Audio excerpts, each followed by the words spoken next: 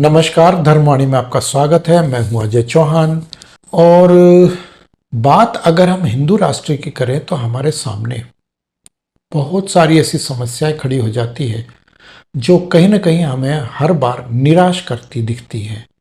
और आज अगर हम बात करें एक और निराशा की, तो जिस प्रकार से हमने प्रधानमंत्री श्रीमान नरेंद्र मोदी को हिंदू हृदय सम्राट के रूप में देखा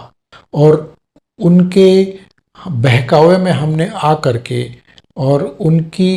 क्रिया को हमने प्रतिक्रिया और प्रतिक्रिया को क्रिया माना। हमने कहीं ना कहीं उनके जो पूजा पद्धति का तरीका था, पूजा पाठ जो उन्होंने की, जिस प्रकार से उन्होंने हिंदुत्व को जिस प्रकार से उन्होंने अपने लेकर चले, उसको लेकर हम कहीं ना कहीं इतने भ्रमित हुए कि हमें पता ही नहीं चला कि हम कब उनके आगे विवश हो गए और हमने सब कुछ न्यौछावर कर दिया उनके ऊपर कि वही अब हमारे तारणहार है, वही हमारे हिंदू हृदय सम्राट है और वही अब सब कुछ कर सकते हैं। लेकिन पासा उल्टा पड़ गया इसमें हमें। और कहीं ना कहीं जो 23 करोड़ जो वोटर हैं भाजपा के, वो एकदम ठगे महसूस कर रहे हैं, इसमें कोई शक नहीं। और उन 23 करोड़ में से अगर हम एक मोटा मोटी आंकड़ा अगर हम ले, तो कम से कम 10 से 15 करोड़ ऐसे वोटर हैं जो नरेंद्र मोदी को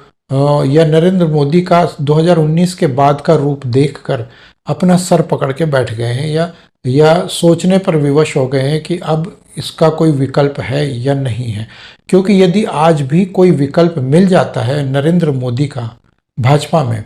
या फिर कोई ऐसी पार्टी आ जाती है जो भाजपा का स्थान ले सकती है या भाजपा को टक्कर दे सकती है, और ऐसी जो पार्टी जो खास तौर पर जो हिंदुत्व की बात करे और सिर्फ हिंदुत्व के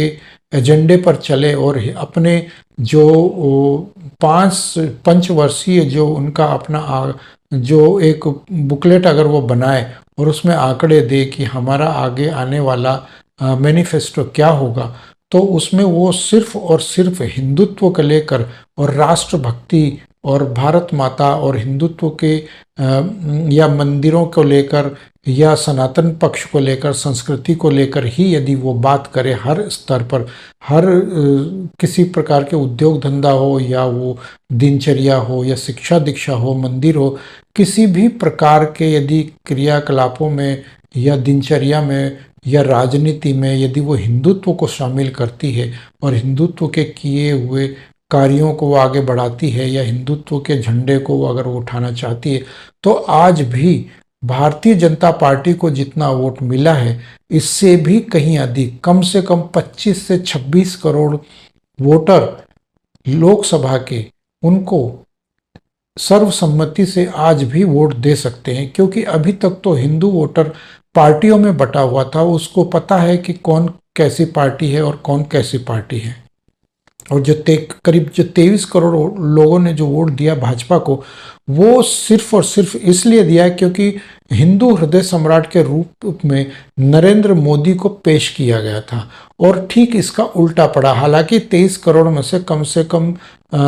से कम 5 से 7 करोड़ वोटर ऐसे थे जो ये जानते थे अच्छी तरह कि नरेंद्र मोदी की सच्चाई क्या है, हकीकत क्या है और हिंदू हृदय सम्राट वो है भी कि नहीं है। लेकिन जो बाकी के करीब 15 से 16 करोड़ वोटर अगर हम कहें, तो ऐसे जो एकदम वो हिप्नोटाइज हो गए एक तरह से, वो एक तरफा इसलिए हुए क्योंकि उनको पास और कोई विकल्प था ही नहीं और पार्टियों को वो भुगत चुके थे, देख चुके थे और 70 सालों से वो सब कुछ देखते आ रहे, राजनीति को किस प्रकार से चलाया गया, तो किस प्रकार से देश का सत्यानाश करके रख दिया। तो वही चीज़ देख करके नरेंद्र मोदी पर भरोसा किया गया और 5 साल तक तो बिल्कुल, 14 से लेकर 19 तक तो बिल्कुल ठीक ठाक चल रहा था और स्थितियाँ बिल्कुल अनुकूल हो गई थी। लेकिन 2019 के बाद ये स्थितियां ऐसी पलटी हैं कि हिंदू हृदय सम्राट एकदम उल्टी, यदि हम कहें कि विलोम इसका बिल्कुल उल्टा हो गया है। हिंदू हृदय सम्राट की जगह अगर हम कहें कि मुस्लिम हृदय सम्राट वो हो गए या सेकुलर हृदय सम्राट हो गए, तो इसमें कोई भी दो राय नहीं रहेगी। और रही बात अगर हम कहें कि भारत को हिंदुत्व की तरफ ले जाना चाहते हैं या हिंदू राष्ट्र बनाना चाहते हैं, तो इसमें अभी तक जो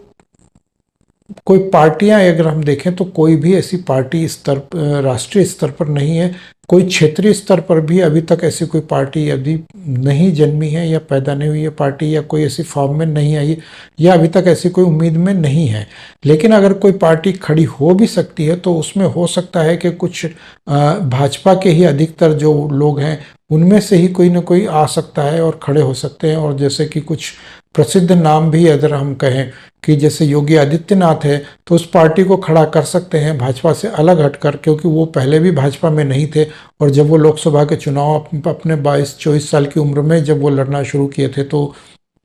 नो डाउट कि वो मोदी से भी ज़्यादा काबिल है लोकसभा में। और जब मोदी जब गुजरात के प्रधान मुख्यमंत्री बने थे, उससे भी पहले योगी जी जो है लोकसभा में आ चुके थे। तो योगी जी को ज़्यादा अनुभव है इस तरह का, तो वो देश को और अच्छी तरह से चला सकते हैं, और वो यूपी में भी अपना शासन चला ही रहे हैं। तो कट्टरता उनमें हिंदुत्व की भरी पड़ी है। इसके अलावा हम अगर दूसरी बात करें तो हमारे सामने जो है आसाम के मुख्यमंत्री श्रीमान हेमंत बिस्व शर्मा जी हैं। फिर अगर हम कहें कि साध्वी प्रज्ञा है भोपाल में मध्य प्रदेश में, फिर उमा भारती जी हैं, या फिर हम कहें कि नरोत्तम मिश्रा है, या फिर मोहित काम्बोज है महाराष्ट्र में, या फिर सूर्या है, या फिर सीटी रवि है, तेजस्वी सूर्या है। तो इस प्रकार के हमारे पास करीब छोटे बड़े यदि क्षेत्रीय स्तर पर भी हम नाम लें तो करीब करीब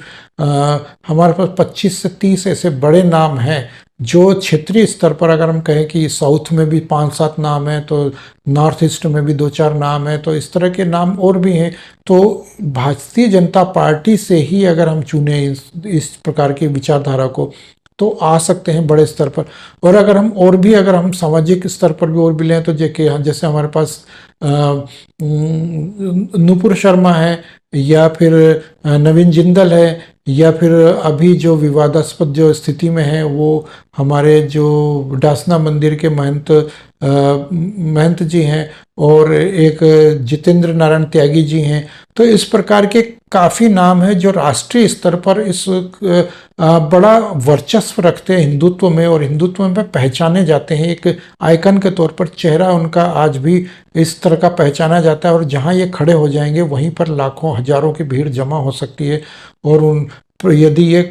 राष्ट्रीय स्तर पर अगर अपना चुनाव प्रचार करें, या पार्टी बनाए, या नई पार्टी को फॉर्म करें, या भाजपा को ही तोड़ करके लेके जाएं, और एक प्रकार से यदि ये हिंदुत्व के यदि पैरोकार बने, तो इनको एक भारी बहुमत मिल सकता है। और क्योंकि अब ये पार्टी बना अगर सकते हैं तो राष्ट्रीय स्तर पर बनाकर ये एक नई पार्टी का गठन करके और वो शासन चला सकते हैं। क्योंकि जहां नौसिखिया पार्टी, एक आम आदमी पार्टी को अगर हम कहें तो दिल्ली में उन्होंने किसी तरह से अपने पैर जमाए, उसके बाद पंजाब में वो पूरी तरह से जम के खड़े हो गए, और अगले 5 साल तक वो पूरा करेंगे अपना टर्म। तो दिल्ली में भी एक बार कर चुके हैं। तो वो जबकि उनके पास कोई राष्ट्रीय स्तर का नेता नहीं था, उनको कोई इस तरह का कोई अनुभव नहीं था, उसके मुकाबले में तो करीब 100% यहाँ पर भारतीय जनता पार्टी के जो आज के जो करता धरता है, कई लोग उनमें से शामिल हैं, उनमें से सामने आ सकते हैं, और वो राष्ट्रीय स्तर पर इस चीज़ का आगाज कर सकते हैं। तो मुझे लगता है कि यदि हिंदू राष्ट्र की ओर अग्रसर होना है, या झंडा उठाना है, या इसमें यदि इसमें सफलता पानी है, तो कुछ ना कुछ तो जुगाड़ करना ही पड़ेगा। हालांकि इसमें इतना आसान भी नहीं है, लेकिन किया जा सकता है इसको। और क्योंकि भाजपा पर तो अब विश्वास किया नहीं जा सकता, क्योंकि भाजपा एक 100% सेक्युलरवादी पार्टी निकली, और उसके कर्ता धर्ता जितने भी है वो उनका अपना झंडा भी अब शो करने लगा है कि वो भी एक केसरिया को जोड़ दिया, तो उसमें साथ हरा रंग भी जोड़ दिया, ताकि दोनों बराबर का आपसी सद्भाव बनाए रखें और वो मेलजोल बनाए रखे। और अब तो सुनने में आ रहा है कि भारतीय जनता पार्टी ने अपने रंग और भी तरीके से रंग बदलना शुरू कर दिया। जिस प्रकार से हमें इंडिया टुडे की जो खबर है उसके हिसाब से अगर हम माने, तो भारतीय जनता पार्टी अपने झंडे में भी बदलाव कर रही है, और रंग को भी बदलने की जा रही है, सफ़ेद और नीला रंग करने जा रही है बजाय वो केसरिया के। तो केसरिया को उसमें से कहीं ना कहीं हटाने की तैयारी है। और अब यहाँ विश्वास होने लगा है कि भारतीय जनता पार्टी अब इस ओर से मुंह मोड़ने लगी है, तो कहीं ना कहीं हमें इसका अल्टरनेट ढूंढना पड़ेगा, हमें कहीं ना कहीं इसका विकल्प खोजना पड़ेगा, या हमें प्रोत्साहन कर देना पड़ेगा, या इस प्रकार का प्रचार करना पड़ेगा कि यदि 2024 में यदि हम भाजपा को ही वोट दें तो उसका भी एक हमें विकल्प होना चाहिए कि यदि योगी आदित्यनाथ नहीं होंगे यदि 2024 के चुनाव में प्रधानमंत्री पद के उम्मीदवार, तो भाजपा को नहीं देंगे वोट। तो ये हमें मानकर चलना चाहिए, ये इस बात को लेकर हमें आगे बढ़ना चाहिए। तो ये है मेरे आज के विचार। यदि आप लोग मेरे विचारों से सहमत हो तो कृपया कमेंट बॉक्स में अपने विचार हमें ज़रूर बताएं, और जाने से पहले वीडियो को लाइक और शेयर भी करते जाएं। और अगर आप लोग मेरे इस चैनल पर पहली बार आए हैं तो कृपया इस चैनल को सब्सक्राइब करके पास में बने बेल आइकन को भी दबा दें, ताकि मेरे आगे आने वाले वीडियोस की नोटिफिकेशन आप लोगों तक पहुंचती रहे। तो मिलते हैं अगले वीडियो में, तब तक के लिए जय श्री राम।